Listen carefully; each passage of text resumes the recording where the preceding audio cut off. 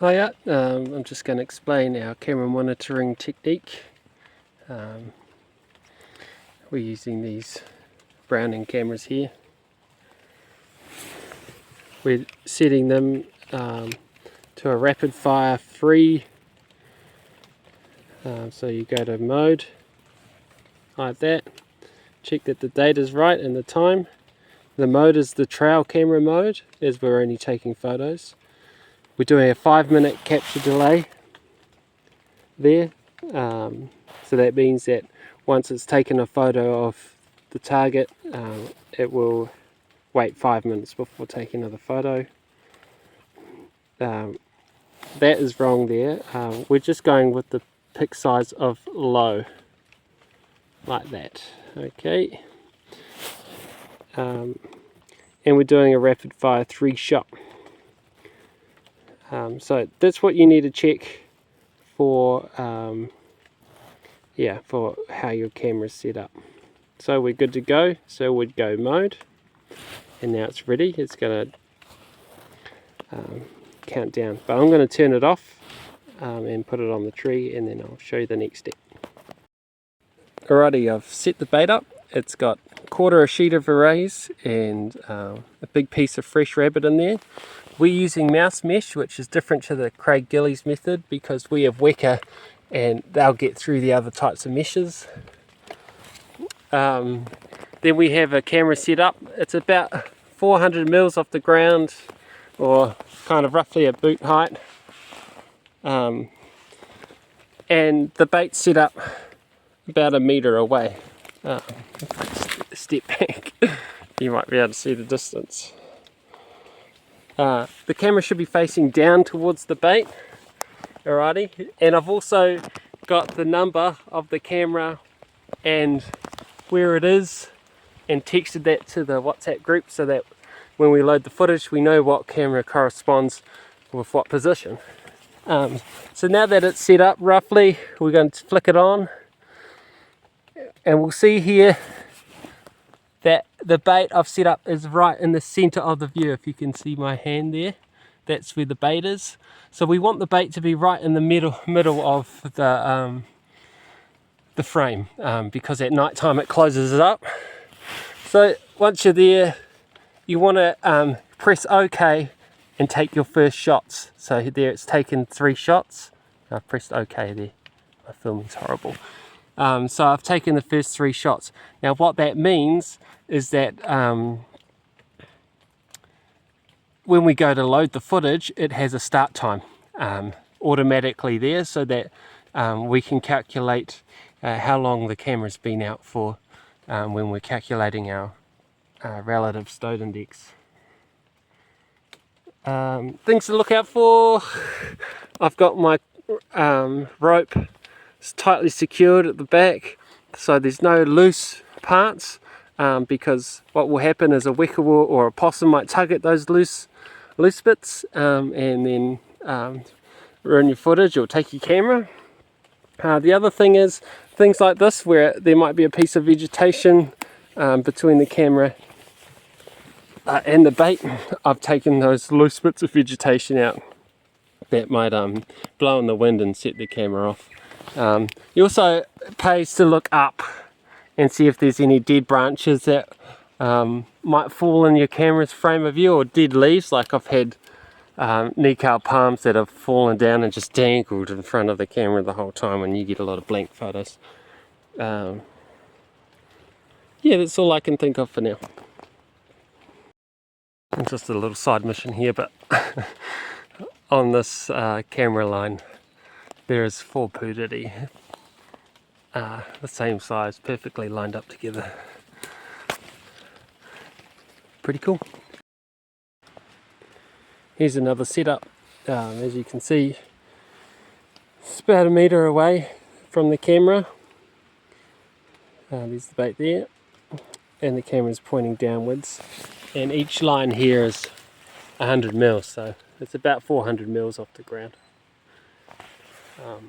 This video will be a bit disjointed because I haven't really thought it through, but just so you know what you're getting yourself in for when it comes to these cameras is the cameras are set up in lines of 4 cameras that are spaced 200 meters apart, and each camera and each line is 1 kilometer apart. But typically a volunteer will just go and set out 1 camera line. It's on a random transect line, so it's not along any tracks really. There'll be a bit of navigating and bush bashing to find it, but they're all mapped and reasonably easy to find. We have a lot of orange tape and things to guide you when you're getting close. One of the things I forgot to mention is that all our cameras will be south facing, and that's due to we don't want them facing the sun. Yeah, it creates more shadows and glare, which can set off the camera as well. Yeah, I think that's everything I thought of.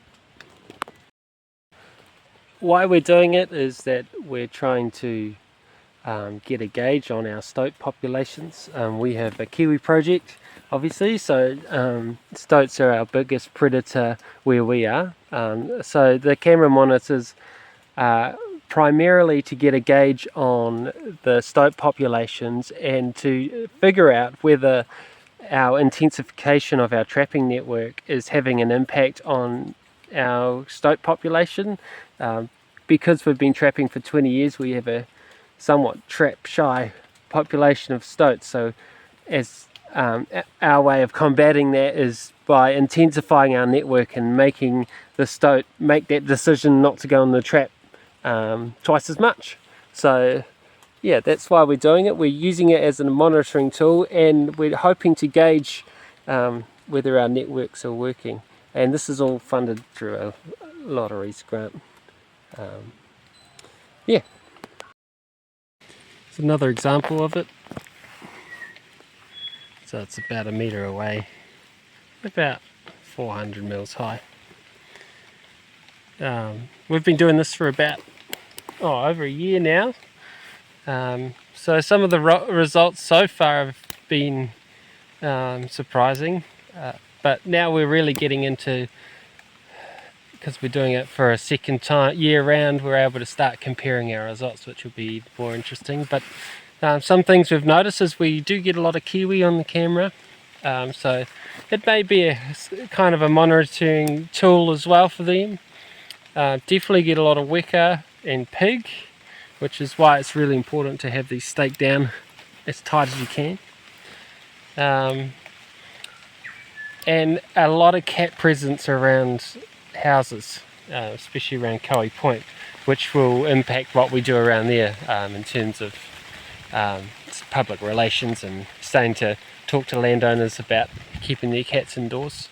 So as we go for more and more years, we're able to compare our results, which will be even more interesting, and be able to see patterns in weka populations and stoat migration, that kind of thing.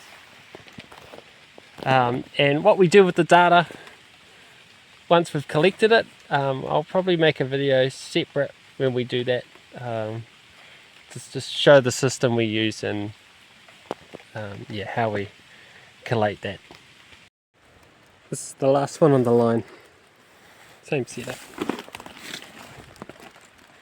I'm not the brains of this operation, I'm just part of it.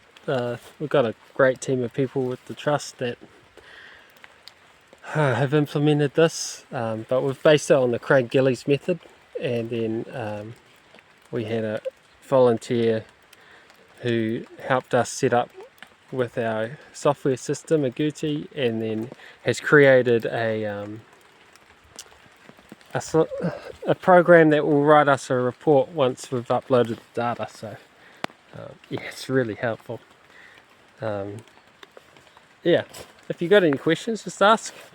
Yeah, if you're part of a different group and want maybe some more information on our systems, I can link you with that person who created ours. And yeah, have a good day.